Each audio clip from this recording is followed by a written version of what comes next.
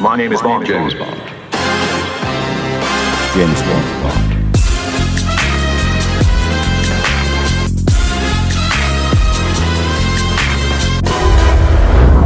Mr. Bond. James Bond. Have you gone mad? Let's see how badly he wants it.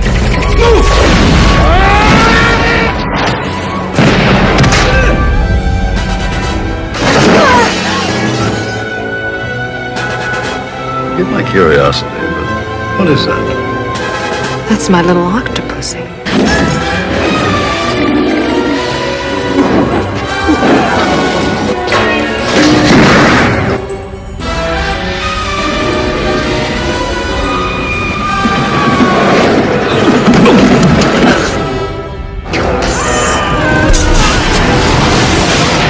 Enjoy yourselves. British secret agent James Bond 007 goes undercover for what turns out to be a high-flying mission, which leads to a dramatic conclusion. Elsewhere in East Berlin, a mystery is unfolding, involving a murdered British agent dressed up as a clown and a priceless Fabergé egg. Except it's a fake. James Bond follows a lead to Sotheby's, where the original egg is being auctioned, only to discover the sinister Kamal Khan, who seems hell-bent to win the priceless egg at any cost. Kamal wins the bidding war, but James Bond has pulled a fast one, and now holds the real priceless egg. James Bond follows Kamal to India, where he meets his contact Vijay, who leads him to the location of Kamal Khan, where James Bond challenges Kamal to a game of backgammon with some really high stakes. Bond beats Kamal at his own game, but Kamal doesn't take it all well as his goons is sent after Bond, but he and Vijay give them the slip.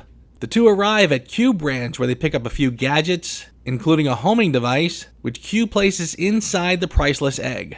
James Bond returns to his hotel to find the lovely Magda waiting for him, and after an evening of making some memories, Magda steals the original Fabergé egg, and Bond is taken in. James Bond is held at Kamal's palace, and after a most unusual dinner, Bond escapes and tracks the egg, leading him to a secret meeting between Kamal and the warmongering Russian General Orlov.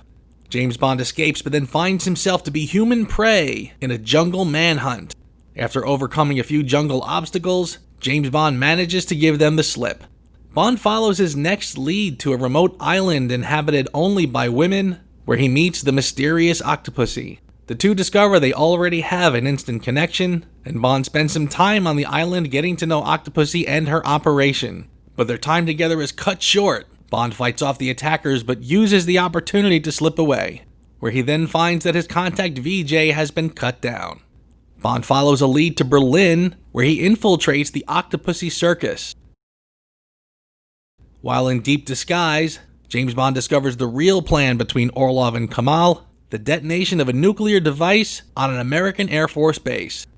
James Bond escapes and fights off several attackers, and then it's a race against time to get to the base before it's too late. James Bond arrives at the circus but has to go undercover. Chaos erupts, but James Bond manages to defuse the bomb with only seconds to spare. Octopussy and her women return to India to confront Kamal, but a battle erupts. James Bond along with Q arrive to save the day, but Kamal escapes, holding Octopussy as hostage. But Bond is hot on his trail, and after a high-flying aerial battle, James Bond overcomes Kamal's henchmen, rescues Octopussy in the nick of time, leaving Kamal to meet his fate. And James Bond and Octopussy sail off into the sunset. Written by George MacDonald Fraser, Richard Maybaum, and Michael Wilson. Directed by John Glenn. 1983's Octopussy. Here we go. Yes, indeed. And 1983 was kind of an interesting year if you were a Bond fan, because they also had a competing film, Never Say Never Again, which starred, as everyone probably knows, Sean Connery. It was the Battle of the Bonds. Right. And this was the long-rumored remake of Thunderball from Kevin McClory, which was it was called James Bond of the Secret Service, and then it was called Warhead, and then finally Never Say Never Again. And the crazy thing was that they were going to release both these films almost like at the same time, almost the same week, which would have been, I think, a disaster. to have them both released at the same time. But Never Say Never Again ran into post-production problems, so they extended their date a few months out, and Octopussy kind of ruled the summer box office. Yeah, and thank God, because like you said, if it was literally the same time, it could have been, it frankly could have killed the franchise, really, because if you got to cancel each other out, all the old school Bond fans would have said, "What? I could choose now between Moore and Connery. I'll go see Connery," not knowing whether the movie's any good or whatever. So yeah. Yeah, and at the time, I mean, it wasn't, the internet wasn't as prevalent, it wasn't even really an internet yet, and most people didn't know that it was a remake of Thunderball. They just thought it was another, Sean Connery adventure. A lot of people didn't. I don't think really got that whole, or the background stuff of the Kevin McClory legal battle. I remember I used to get this magazine called Starlog. Which was sort of like, I had that. Right. I was like, sort of like, my internet back then, about what was going on in science fiction and fantasy movies and so forth. And they used to cover James Bond films. And I remember they had, both Roger Moore and Sean Connery in the cover, and it was Battle of the Bonds, Yeah. Yep. But I guess we should zero in on Octopussy here. Yeah, let's talk about the clear winner, I think. I think any sane person would say. Octopussy, and no secret, it was my first Bond in a theater. Really? And yep, my first theater going experience. And honestly, it was easily the film that pulled me into the whole James Bond phenomenon. I think it was literally the summer. It came out in 83, so it was the summer of 84. It was on cable all summer long. I'm on summer vacation from school. It's on constantly. I'm watching it every time it's on. And I'm just loving the hell out of it. And to this day, I think it is by far the most underrated Bond film in the whole franchise. I'm not saying it's the best film, but easily the most underrated. And it blows my mind when I see it show up. But I'll see like these stupid, ranking every James Bond film from like just kind of totally random websites. Octopussy always ends up on the way bottom. It does. And they love to talk about, it's the one where you're dressed up like a clown. Either that or they reference the Tarzan yell. And I've always been kind of little myth sometimes of fans, like they'll use like one little thing in a movie and just dismiss it completely. And that kind of bothers me sometimes because, you don't want to throw the baby out with the bathwater, Mm-hmm. Yeah, and frankly, most of the Bond films have something like that. Yeah. Some are a little more egregious than others, but yeah, for sure. And this one is sort of weird because, again, as frustrating as let's talk about it. The Tarzan yell.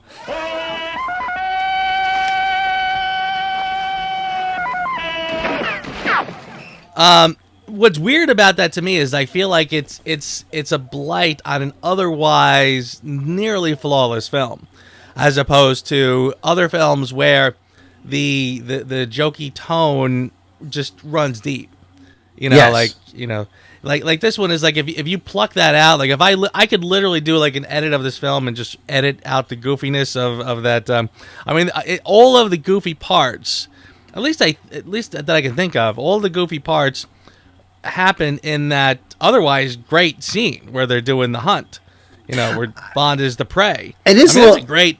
Yeah. I think it is a little jarring, that Tarzan yell, but I don't know if you recall your theater experiences. It was, for both of us, was many years ago, but I remember that getting laughs, and it kind of worked. Yeah. It kind of worked in the context of it back then. Yeah. Well, and I feel like every time we talk about the goofy, slapsticky kind of jokes that are in the Bond films, I kind of feel like 9 times out of 10, I'm sure it was a chuckle the first night. I'm sure people laughed the first night, but then like 10, 20 years later, you're like, oh, good Lord, Yeah. I think a lot of times, a lot of movies do that. Like, they'll be like, oh, they're going to, the fans are going to love this on opening night. Yourself. Or opening weekend. and even if it's ill-advised, you know. But so anyway, yeah. So I you got the Tarzan yell. It's there. Like I said, if I could do a little home edit, I could probably take that out, and that scene would probably be really tense and the way it's supposed to be.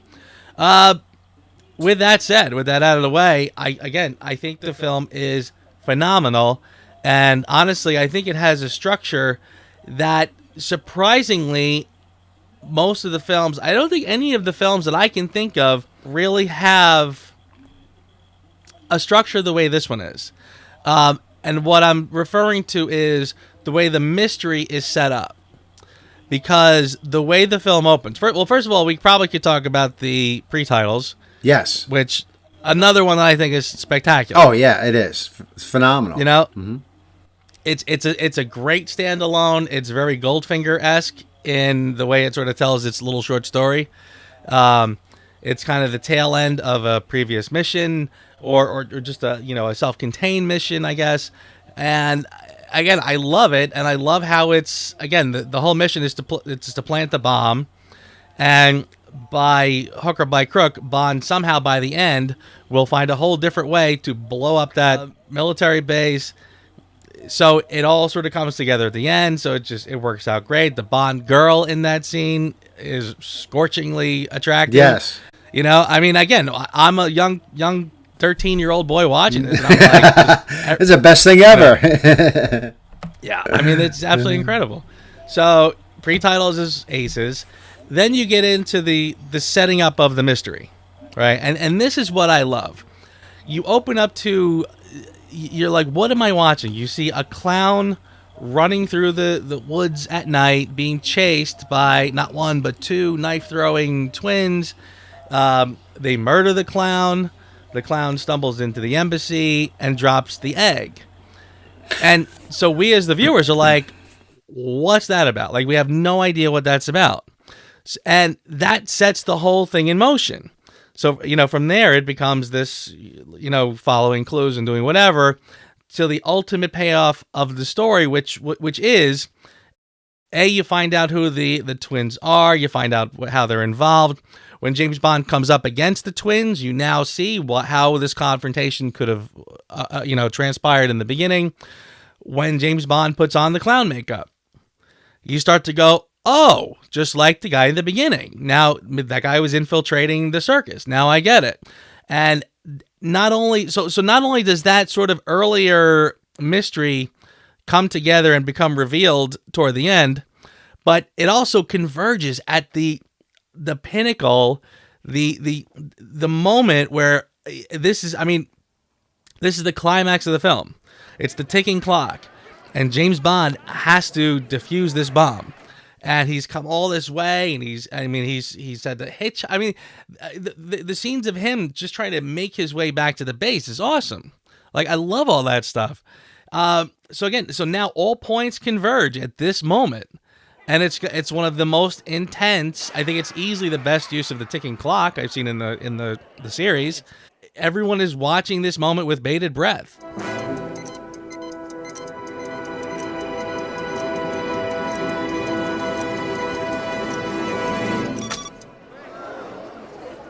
And it's just tremendous. I love all of that. And I kind of don't know why most of the other Bond films, again, they figure out who the bad guy is in the first few minutes in the office. What about Zorin himself? Max Zorin, impossible. He's a leading French industrialist. Again, I find that this structure is so awesome, and I don't know why they don't do it more often. But like here, it's aces, and I'll take a breath from gushing for a second. No, I agree with all your points. Just to back up there, when the twins are chasing 006 at the beginning, dressed in the clown makeup, they also hold that too. I mean, they don't let you know it's twins right away.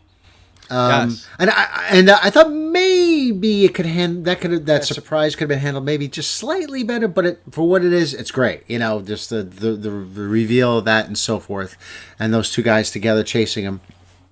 And that's a great mystery too, because like you said, it intrigues you, and you want to know what happened. Yes. It's not like well, I don't want to spoil for like a later film where What about Zorin himself? Max Zorin, impossible. He's a leading French industrialist. where it becomes all exposition, and it's just like, yeah, whatever. This is a dramatic way to get your story across. Yeah, I mean, it really does. It pulls you in and says, and sort of like it just sort of drops this in your lap, and you're like, okay, I want to know more. I want to know why this happened. What is this that I just saw?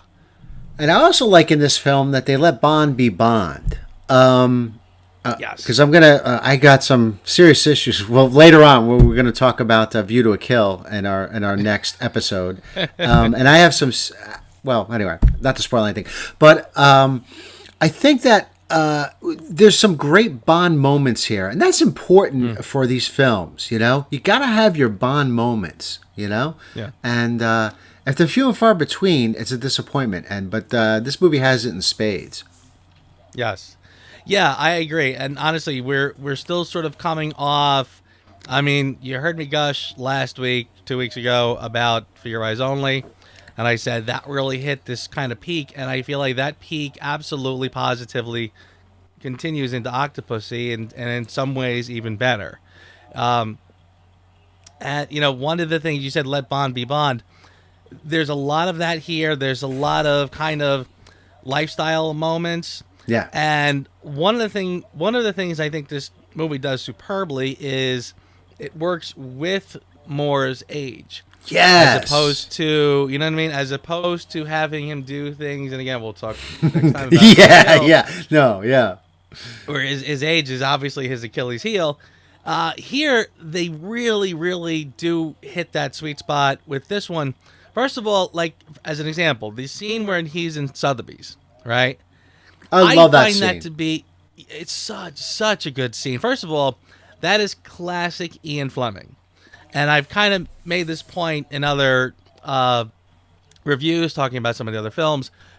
When you see Bond going after a foe on the golf course or across the card table, again, it's a battle of wits, and it doesn't have to be guns and fists. That's not the only way you go against an opponent. In Fleming's stories, there was a lot of very interesting ways that Bond had to take on an opponent, and one of the ways was at Sotheby's at an auction house. And he's having a battle of wits with this guy who's sitting over there. I don't know who he is. I don't know what he's up to, but I know he wants something, and I'm going to, go after him. And I love that scene. And so not only is it spectacular just on its surface level, I love the little switcheroo with the egg, how he kind of, does the little, he takes the original and leaves the fake one. I mean, that is pretty amazing. And I love the fact that it kind of stands up to scrutiny, because that's one of those moments where, when you watch it, like, it's one of those times when you go back and watch it like over and over and over, and you kind of go, all right, wait, did he really do it? Did he really do it? Well, I mean, you can probably tell he probably didn't actually, but it goes all the way down, comes all the way up. So, I mean, you can see where it would have happened. So I love that too. But again, but just the setting alone, I feel like this is kind of where a more mature, seasoned Roger Moore would sort of fit right in. So I kind of find that even this, again, playing to his age in a correct way and taking advantage of his age, really. What's great about that Sotheby's scene as well is Louis Jourdan and the sort of like his silent smoldering as Bond is bringing the price up. I think Louis Jourdan is terrific in this film. Yes, he really is. And I think we've also gotten into discussions before about the best Bond villain to sort of play off a particular Bond in a certain. I find Louis Jourdan to be almost the perfect one for Roger Moore. Oh yeah, it's perfect for Roger Moore. Perfect. Yes. Yeah, I mean he's kind of it's almost like these guys, both older, both kind of comfortable. They're kind of playboys a little bit, you could say. Right. And Louis Jourdan is just kind of like a little more sinister version of that. Yes. And I find that to be like when the two of them are kind of bouncing off each other across the backgammon table. like, oh boy, is that good. I kind of find that to be, I really, the only thing I'd say about it, and I'm sure this has been brought up before by others, but like it's a little too close to Goldfinger at that end. I think it's a great way to end it with Gominda, crushing the dice. Yes.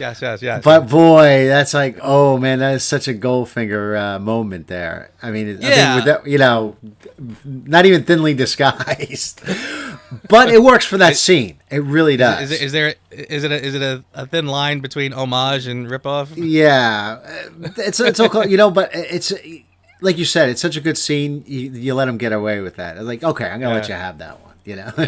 Yeah. But again, that's another great scene. Again, it's a very Fleming-esque scene where he's taking on his opponent over a game. It could be a poker table, it could be a baccarat game. But here it's backgammon. I think the scene works. It really works well. Yeah. And by the way, then you have that moment where he meets up with Magda, Christina Wayborn's character. Oh, I think she's terrific. She is. She's absolutely stunning. She still is, by the way.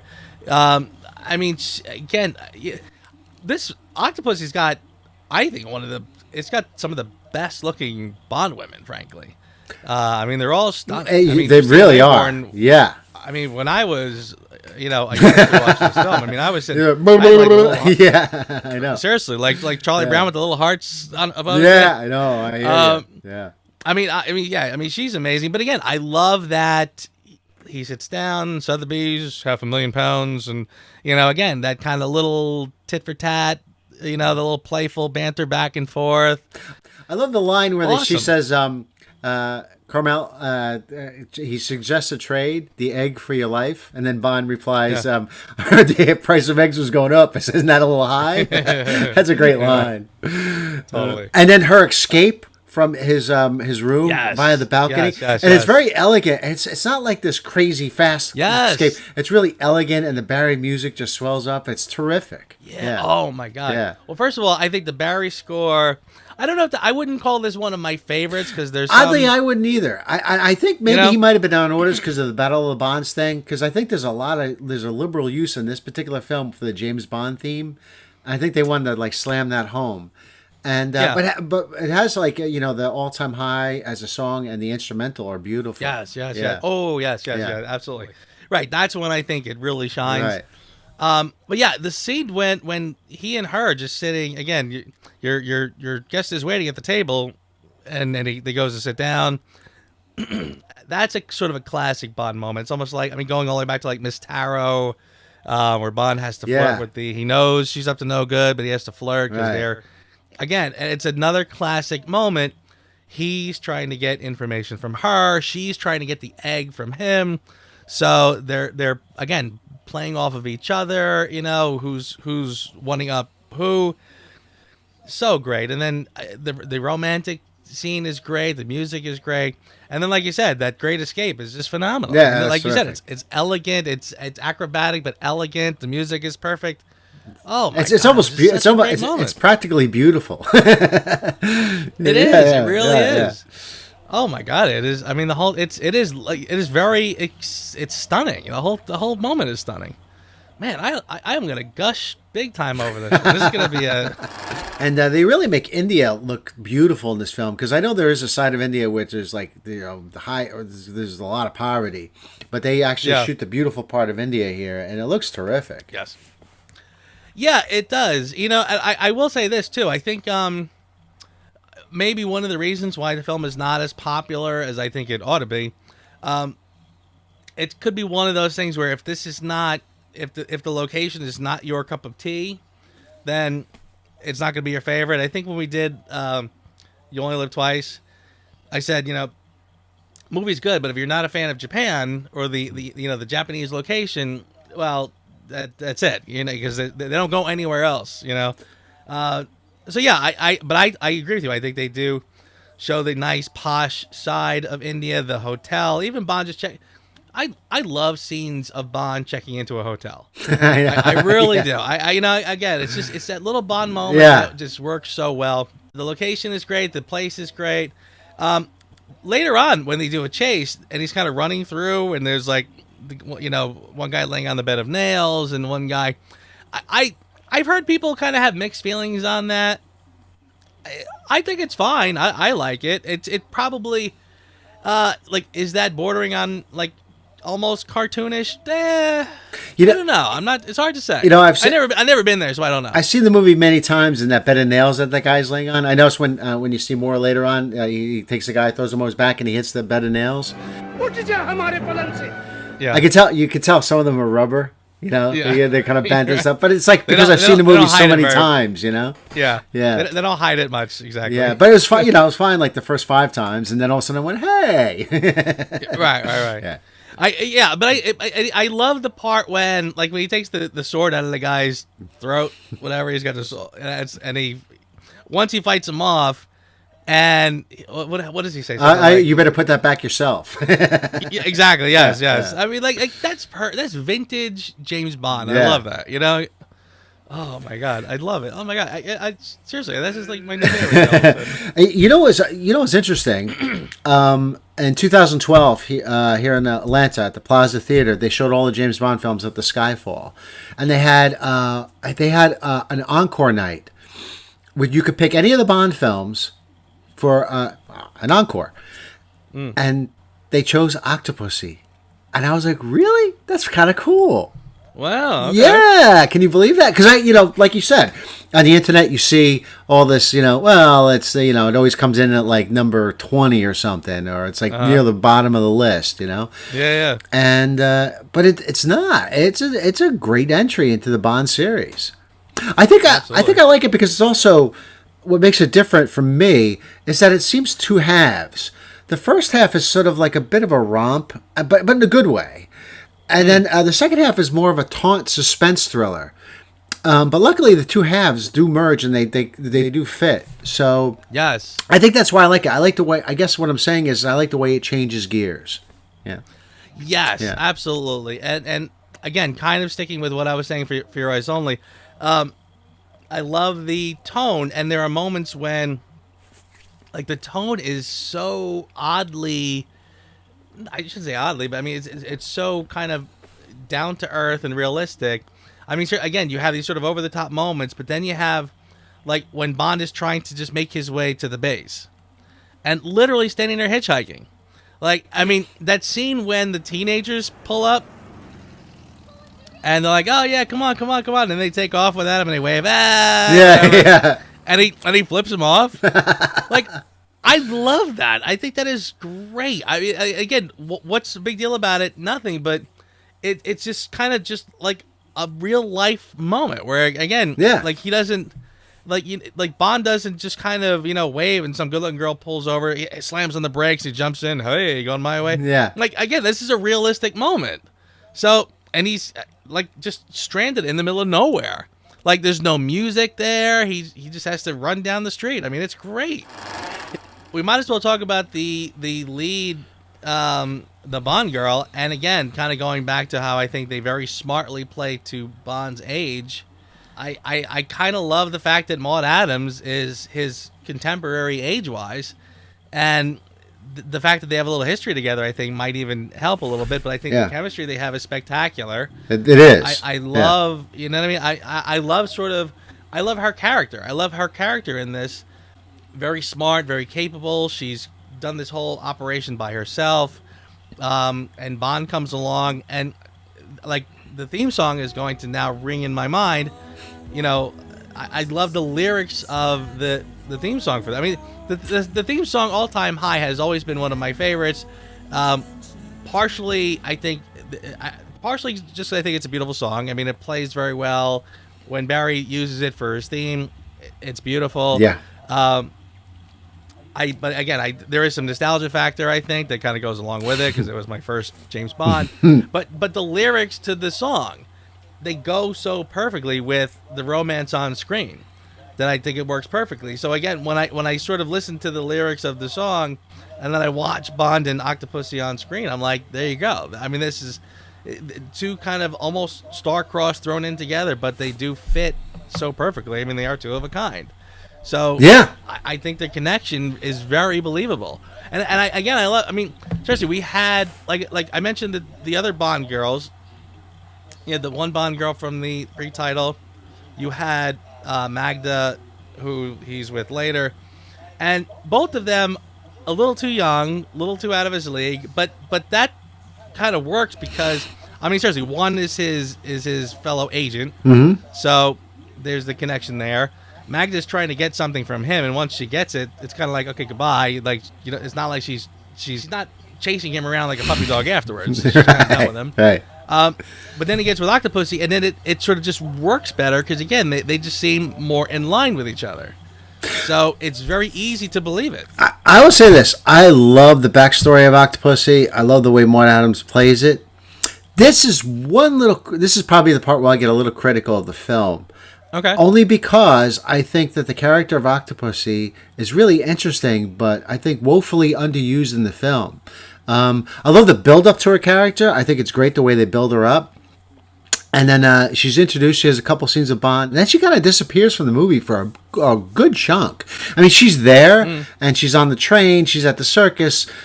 There's nothing really going on with her. And she kind of gets lost in the story. And I understand, the story is not totally about her. But I always kind of wish they had fleshed out Octopussy a bit more somehow. I just feel that...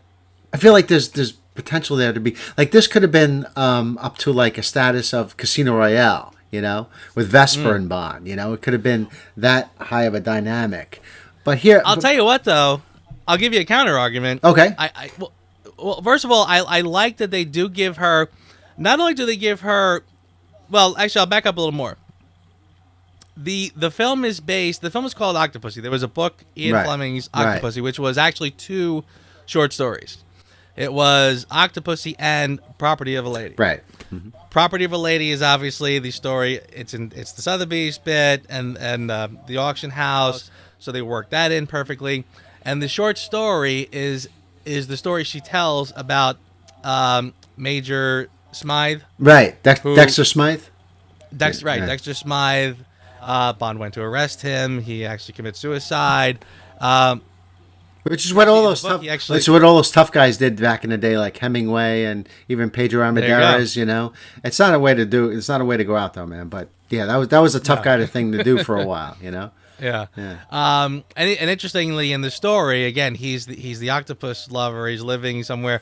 I think the way he commits suicide in the book is he actually just kind of lets the octopus poison him, etc. That's how he does it. Yeah. So anyway. So they work that into her backstory here. So she has that backstory, the connection with her father. So her and Bond have sort of an instant connection, which works. And then they go on more and they tell a little more of her backstory, where she talks about how she created the circus or her smuggling years, etc. To what you said about how she's sort of removed from the story for a while, that kind of reminds me of Tracy a little bit, because Bond has the romance with Tracy, and then she goes away. And then suddenly she reappears right after he's escaped from Piz Gloria, and they escape together. And I kind of feel like there's a little bit of that here, where you have kind of the Bond Octopussy romance, and then he kind of the attack on Octopussy's island happens, and then he kind of just takes that opportunity to just sort of vanish, and then they don't reunite until the moment at the circus, where he's dressed like the clown, he has to defuse the bomb. And she jumps in and saves the day because she knows James Bond. She trusts him. She believes him. So I think that is actually, like, could she have been a little more involved with the story than she is? Yeah, I mean, she's not that far away. Like, you see her like on the train doing some stuff, and nothing exciting. But yeah, the big getting a massage moment. Yeah, right. Well. No, valid points. I think it works better in Unmanned Secret Service for whatever reason. Yeah. I know what you're saying. I know what you're getting at. It's a good comparison. I don't know, maybe because it's like a bigger... I think because in Majesty, she owns like a big part of that first half of that film. And then she disappears for like a good part of the second act, and then she's back, at the end of the second act into the third. So it's a little more jarring that I think that it gives her more of a... You get more of her character, by the end it's not as you're satisfied, you know who she is, whereas I still feel like there's more things to know about Octopussy that I don't. What's great though, the scene between the two of them when they get into, she's kind of trying to get him to join her. Yeah. And maybe the acting's a little bit like old school, but it's okay for what it is, you know. Yeah. That's another great scene that I really love. I mean, I'm a sucker for those moments where Bond kind of does one of those, like, where he kind of grabs her and plants one on her. Right. Well, that's great movie stuff, you know. Yeah. I mean, it's classic movie stuff. But yeah, the dialogue, I think, kind of works. I mean, I kind of like the idea. This is not. I think that was. I think it's. I'm not. Getting. I don't think I'm blaming the actors. I think it's maybe the way John Glenn staged it a little bit. I find it a little bit. I don't want to be mean here, but it's like a little soap opera, just a little bit. I paid assassin for what I am, you know. It's just a little bit, you know. And I think that's perfectly fair. Right. Soap opera is a kind of a good way to put it. It is a little melodramatic and I love melodrama. I mean, I love old films that are like that a lot, but I don't know, it's just a little weird here, a little bit. Yeah. It's almost there. It's like this almost great scene to me, you know. It's good, you know. Yeah, I can't argue with that. I mean, it is it's, again, a little melodramatic, a little over the top. But again, I kind of feel like, and that it could be totally nostalgia. I feel like I'm watching that with 14-year-old eyes, where I'm kind of like, wow, that's how grown-ups talk. Okay, cool, you know? We are. All you have to say is we are two of a kind, and that's it, huh? There you go. And you know what I love? The follow-up to that is that great buzzsaw fight scene, I think. Yes. It's so inventive, and that's a problem we're going to have with the next film, View to a Kill, is the lack of inventiveness, in my personal view. Because like this is something like, yeah, they're going to have a fight scene, but they're adding a new element, and that's cool, you know? That's what you got to do, you know? Yeah. I'm not saying you have to reinvent the wheel, but you do have to give us something a little different.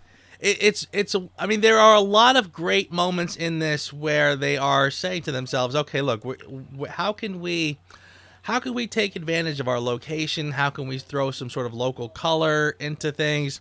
So, right, you could have just had goons show up with guns, or, you know, and just have a fight, whatever. That happens in A View to a Kill.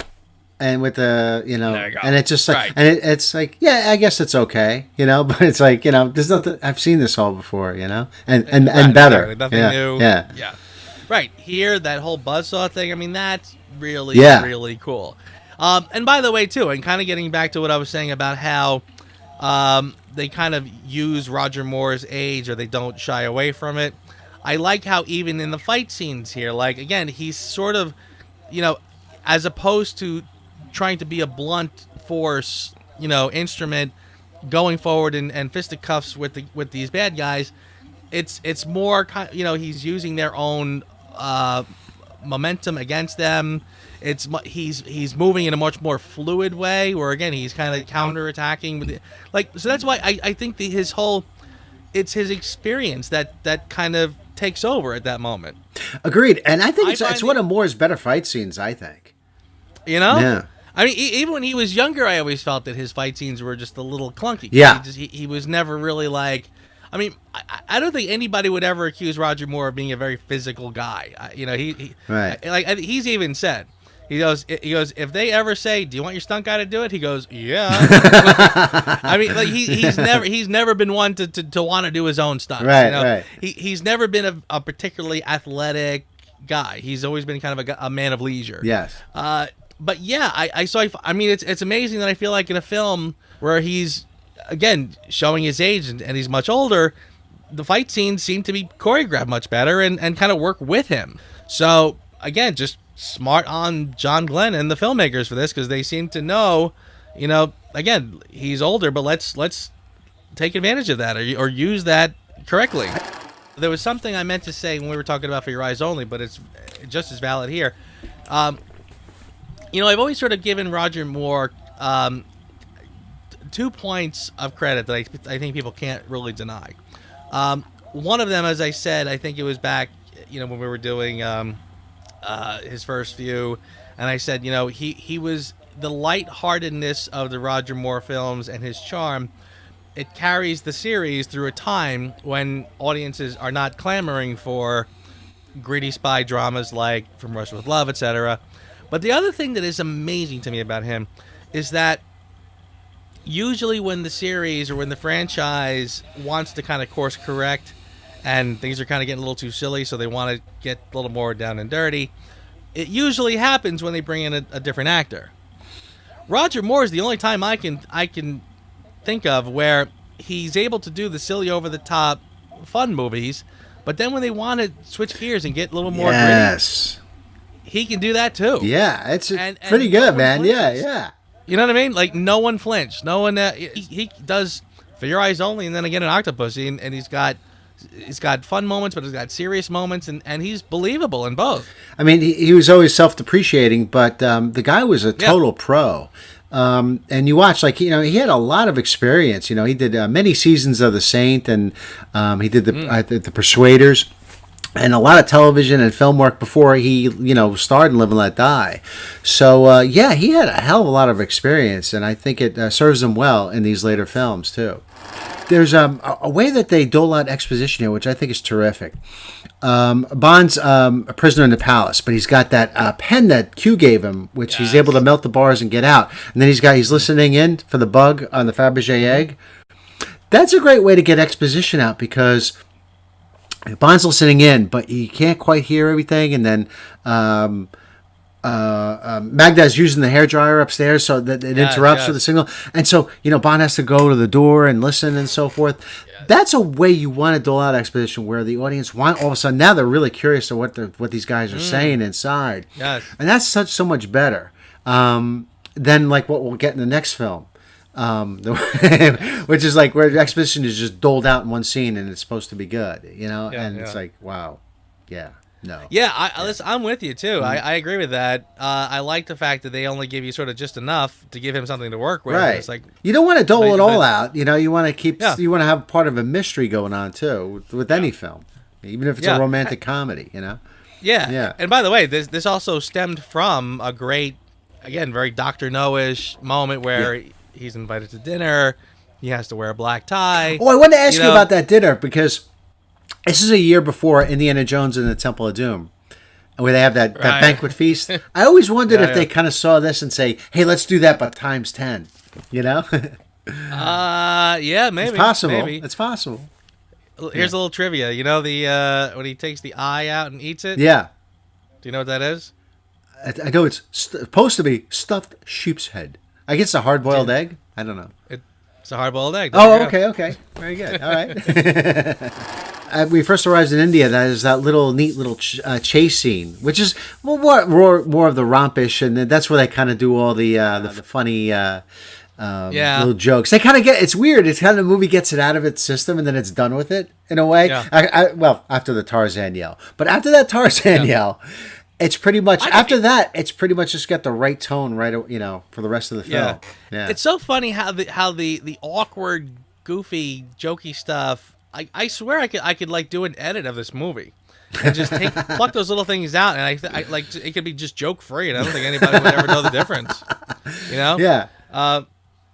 But yeah, I mean, otherwise that scene is great. I love the fact that they're doing a chase on these little tuk-tuks. That's right. See that that's another example of doing it where there's something a little different. And I've never seen a chase with one of those, and it's it's the Bond crew, the old school guys, and it's spectacular. Taking advantage of the location. Yeah, I mean, you would see these things all over. Yes. Moving forward over the film, I love the train stuff. I think the train stuff is great. Yeah. I love it all. The stunt work, the tension, the action. Sometimes people, I noticed in this, they were a big problem with Steven Berkoff and his portrayal of General Orlov. I like it. I think he does come in over the top in that very first scene, but he has to have a certain bravado, because he's just. I think Steve Berkoff is a very smart guy. He was a playwright and an actor, and I think he realizes what he's giving there is just kind of sort of an exposition. So he's kind of playing it big, just to make it more interesting. And it's up to, that being said, it's up to John Glenn to say, no, Steven, you're going a little too, just down a little bit, So if that performance is in there, that's John Glenn approved, you know what I'm saying? Or Albert Broccoli approved, whatever. So a lot of times, like, people pick on the actors, you're picking on the wrong person, as far as I'm concerned. But anyway, unless the actor's, running the show, then it's the director that should be called Default. But yeah, but then later on, I think once he settles down into the role, I think he's great. I think he is a spectacular actor. I mean, Yeah. it's funny that he And was the bad guy of the 80s. and yeah, he shows up. mean- I think it was a year later. He showed up as the bad guy in Beverly Hills Cop, which he was terrific in. Yeah. Yeah. And he also was the bad guy in Rambo. Yes, very Right? memorably in that too. Yes. This guy, in a few short years, he took on James Bond, Axel Foley, and Rambo. Yeah. But I actually think he's great. I think he is another kind of unsung part of this film. Yeah, Because again, the opening is over the top, but I mean, probably not nearly. See, I like the fact that it's almost like if you compare him to like a Drax, where he's very subtle and understated, but the plot is sort of over the top.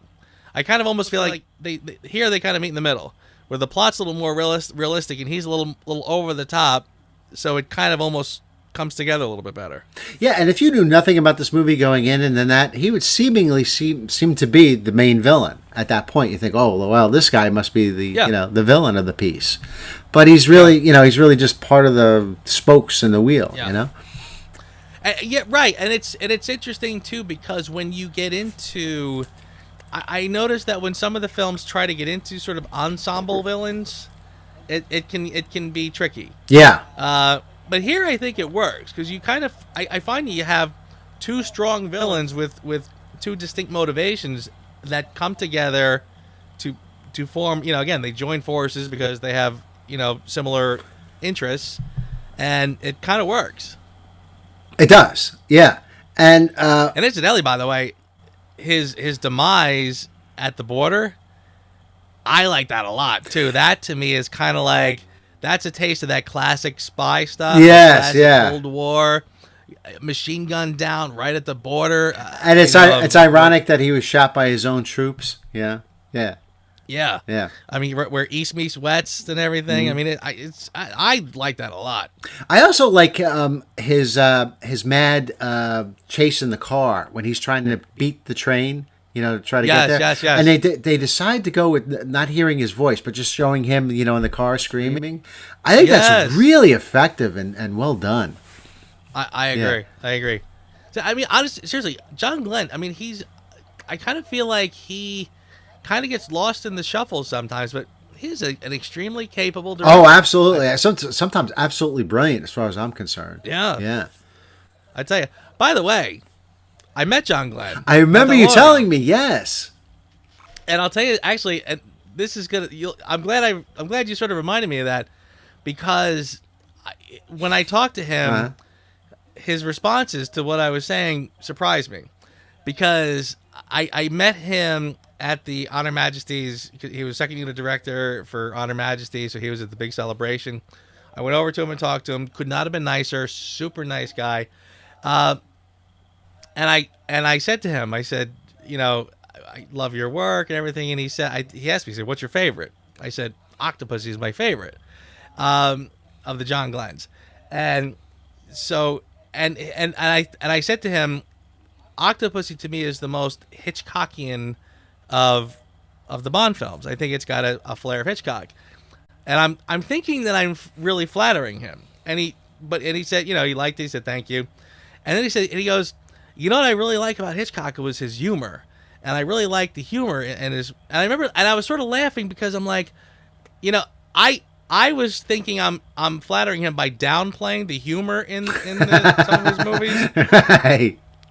Almost to where I had my own theory that maybe the humor was not even his doing. Maybe somebody else said you got to throw in a couple of jokes or whatever. Right. Nope. John Glenn likes the jokes. He loves it, so. That Tarzan yell, man. I wish I could remember the conversation better, because he actually said humor twice, where I was like, I thought I was steering him away from that idea, and he was like, no, he likes humor. Then I think you went, you have a good evening, huh? It's great to see Bond. It's great. That idea, I mean, it's kind of ludicrous, but terrific. His tires get blown out, and then he's able to travel on the tracks, on the train, to catch up to it. And, you can tell the film is a little sped up and so forth, but it's just so much fun, and the notion of it is great, so. See, I like that a lot, and honestly, I kind of feel like, again, I like it when it's kind of ludicrous, but ludicrous because it's kind of happening in the real world. Yes. Like, if that happened in Moonraker, you wouldn't even have blinked. The fact that it's happening in this movie makes you kind of go, all right, you're kind of getting a little ahead of yourself there. But I feel like it works. I feel like it works pretty well. I think it was someone, I wish I could remember who said that, had this quote, and I'm paraphrasing, but it said, Bond films are its best when they venture a little bit into the improbable, but not the impossible. And that's a good way, I think, a good rule of thumb for anyone that's maybe writing a James Bond novel or a screenplay, Absolutely. You kind of keep that in the back of your head, Yes, and I think that's a great way to sum this part up. I think that's improbable, but not impossible. Yeah. The fact that it actually sort of happens. Yeah. I feel like if you could look at it, you see the car, you see it on the tracks, it's happening. It's not, they're not CGI in that car onto the tracks. So yeah, right. It's playing that line of highly improbable, but I'll buy it, Yeah, and that's the thing. There's so much stuff in this film. There's interesting characters, great action, great everything almost, and it's just it's a terrific film. It really is. Yeah, and honestly, I almost find that one of the best parts of that is Steven Berkoff stopping, looking at the car, and he just turns his head almost like this crazed look of he can't believe what he's seeing. And he just goes, "Follow that car." yeah, that's great. I love that. yeah. And there's also great, and his when he meets his demise, and he hits the ground, and he's still trying to get to that train. He's crawling, and it's just like he wants to get on that train so bad, but yeah, not giving up. Yes. Yeah. Oh my God, such a good scene. What do we think about the finale? I think it's terrific. Somebody said, that Octopussy has more climaxes than a porno, and it kind of does. You got your the bomb, and then the attack on the palace, and then you go, no, it's not over yet. We're going to the plane, and which is actually the stuff in the plane. Believe it or not, was the first stuff filmed. Which is interesting. I was like, wow, you got this. Wow, if the movie completely sucks, we got this great ending. Right? We got some great footage of the stunt guys. And by the way, I do kind of like it's kind of the same thing I said for The Spy Who Loved Me. I like it when the climax kind of escalates a little bit, and we kind of have several peaks before we're done. And this one's a great example of that. That you're absolutely right. That plane sequence is terrific. And I also love, just even before that, I love all the Octopussy aerobatics, her and her team infiltrating Karmal Khan's palace, and that's all great stuff, And I love there's one moment where the music comes in, and then you see the girls all flipping, and it's kind of an exciting moment in the film, where everything's kind of coming together, Yeah, I like that a lot, and I think I like the idea of it a lot more than I like the execution. Okay. Because I think that almost sort of going in with what I said about how I thought they worked with more perfectly, where again his movement was much more fluid, it's edited well, etc. There are moments here where I'm kind of like, that could have been edited a little bit better. Some of the girls are kind of just doing stuff. Yeah, there's one girl, you see it, and you can tell she's probably not very acrobatic, and she's just sitting there punching one of these guys, but kind of pretending to do it. It's kind of in the background, You probably know what I'm talking about, Yes, I do. I know exactly what you're talking about. It's right here. There's some very awkward moments in that. Yeah. But and also, probably a little editing could have fixed it. Also, his swing from the balloon to the balcony is not. They edit it, and you're kind of okay, that didn't work, but let's get on with the movie, Yeah. Yes, right. There's a little magic of editing there to kind of sort of make that work. By the way, speaking of that, that's actually also one of my favorite Q moments.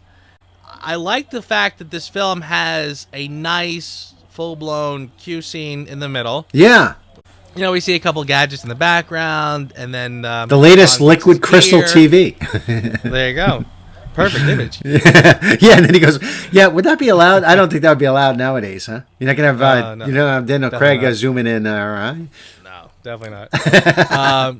But I like how Q shows up later, and not to fast forward, but License to Kill. One of my kind of grumbles is I feel like they don't use Q in a very authentic way.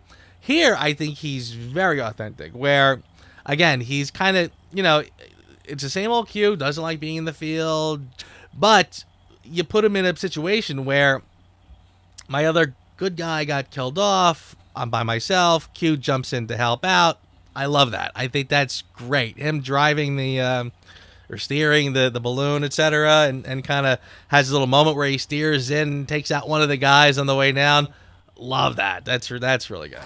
I'm gonna give this might see, given my past scores and what I've given other films, I'm gonna give Octopussy a solid 8.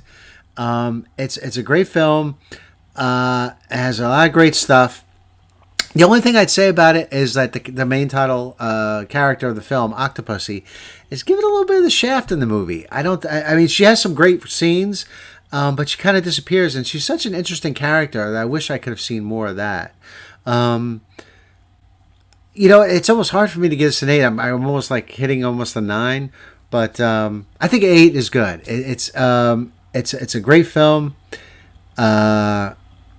I'd say, yeah. I guess I don't care for some of the way they handled the some of the melodramatic scene. I felt that was a little awkward and stilted, and it's kind of a shame because it's an important moment in the film. But yeah, I think I'll give this film a solid 8. I'm kind of having a little personal victory. I think this is the first time in the history of doing these reviews. Okay. I'm scoring it higher than Scott. Wow, look at that. I'm giving it a 9. Okay. I'm close. I'm close. I'm knocking on 9's door right there. There you go. I nudged out just a little bit. But yeah, I think this is, like I said, a tremendous film. And honestly, I think it's just shy of being flawless. Like a flawless James Bond classic adventure. Just a couple little things here and there I would have done a little bit differently. But it is stellar. It has all the things I want in a James Bond film. I think the tone is just right. So when things they hit that sort of improbable level, it's still believable. It's got the exoticism, the romance that I like, exotic locations, good life. I mean, all the good stuff that makes a Bond film unique, and not just a generic action film, with the action still being great. So, and again, I still fall back on this idea that the structure, that mystery that is set in place in the beginning, boom, just aces. And I really wish they did more of that, as opposed to getting called into M's office. I think he's the bad guy. Go get him. So yeah, I think it's a 9, and frankly, I think it's just shy of possibly being a perfect 10. But I'll give it a 9. First thing that came to my head was Tarzan yell.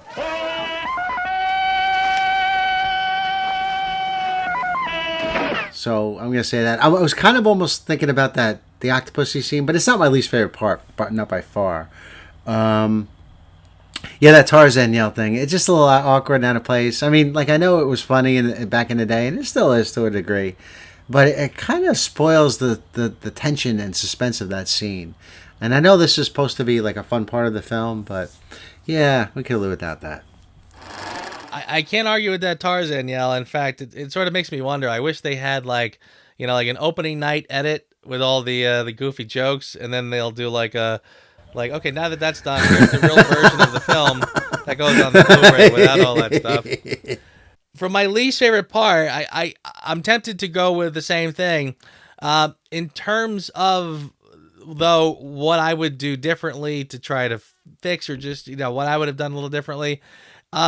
The attack on Octopussy's palace, the girls, again, it's a little awkward in a lot of places, and there's moments where it just feels like the run, jump, and throw like a girl Olympics.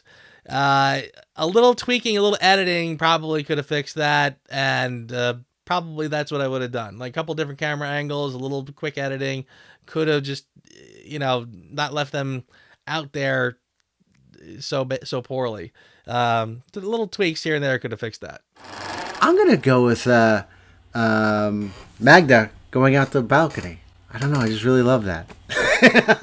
And I was gonna say, that acrojet, which is awesome. I mean, it's the coolest thing, and that's a great sequence. But I just love the the way it moves and the way it's choreographed, even the sound of her fabric as she's coming down the balcony, and the Barry score. I just love that whole part. Sometimes it's just the simple things.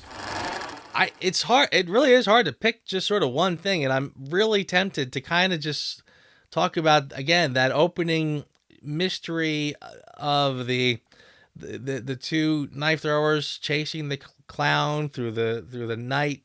It's such a great thing, and it really does set the whole mystery in motion. And I really want to sort of prop that up as being the thing about this film that kind of sets it apart.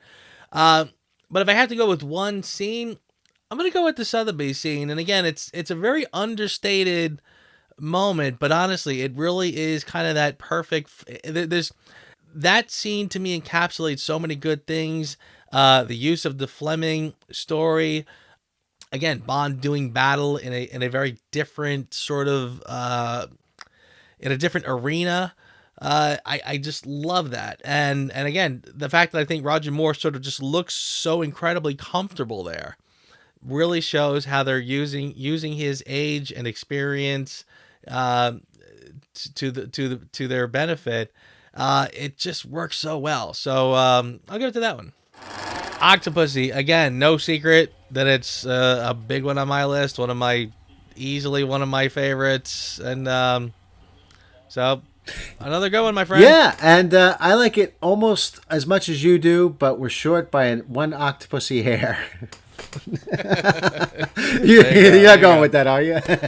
I outdid Scott. I got a higher score than him this time. I think you're gonna start noticing a trend. I thought I was gonna have to wait till the Brosnan years to actually outscore you, but it happened. So yeah. All right, my friend.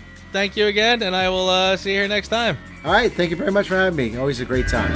James Bond.